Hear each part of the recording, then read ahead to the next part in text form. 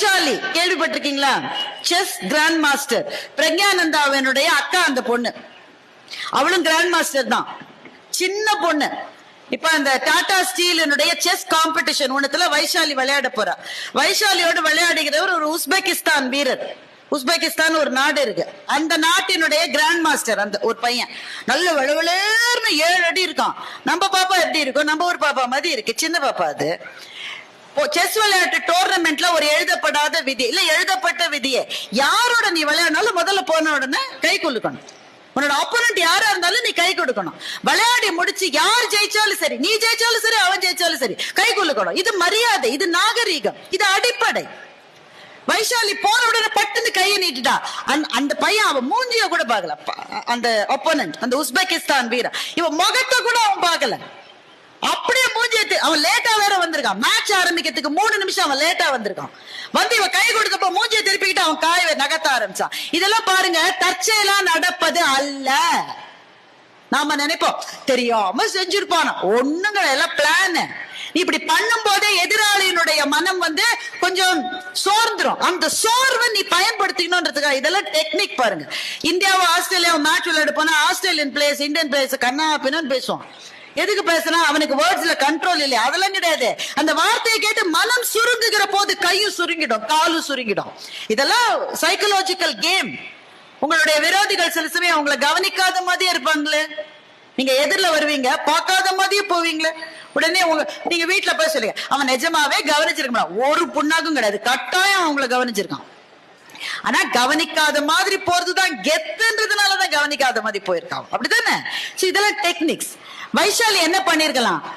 வேலை அழுதுருக்கலாம். நாம இருந்தா ஒருவேளை அழுதுருப்போம், கை கூட கொடுக்கல, நான் அதனாலதான் தோத்து போனேன். வைஷாலி அதெல்லாம் ஒண்ணும் செய்யல.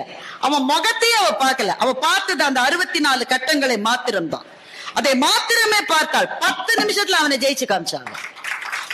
10 நிமிஷம். அதுக்கப்புறமா அவர் வந்து மன்னிப்பு கேட்டாரா? இன்னுமே மாப்பிள்ள நீ மன்னிப்பு கேட்காம இருக்க முடியாது மாப்பிள்ள, நாங்க ஜெயிச்சிட்டோம்ல. உங்களை அவமானப்படுத்தியவர்களுக்கு நீங்கள் கொடுக்க வேண்டிய பதில் ஒன்றே ஒன்றுதான், வென்று காட்டுவது. அந்த வெற்றி ஈஸியா வராது. வைஷாலி ஜெயிச்சானா ஃப்ளூக்ல ஜெயிக்கல, அவ உழைச்ச உழைப்பு அப்படிப்பட்ட உழைப்பு, அவ பட்ட பாடு அப்படிப்பட்ட பாடு, அது அன்னைக்கு கை கொடுத்தது.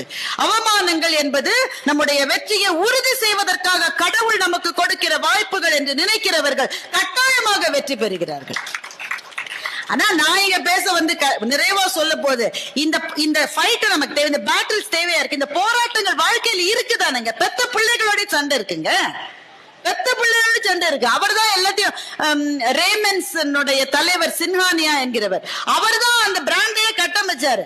இன்னைக்கு அவரோட மகன் அந்த வீட்டுல அவரை இருக்க விடாம அவர் ஒரு 3 பெட்ரூம் அபார்ட்மெண்ட்ல வசிக்கிறாரு.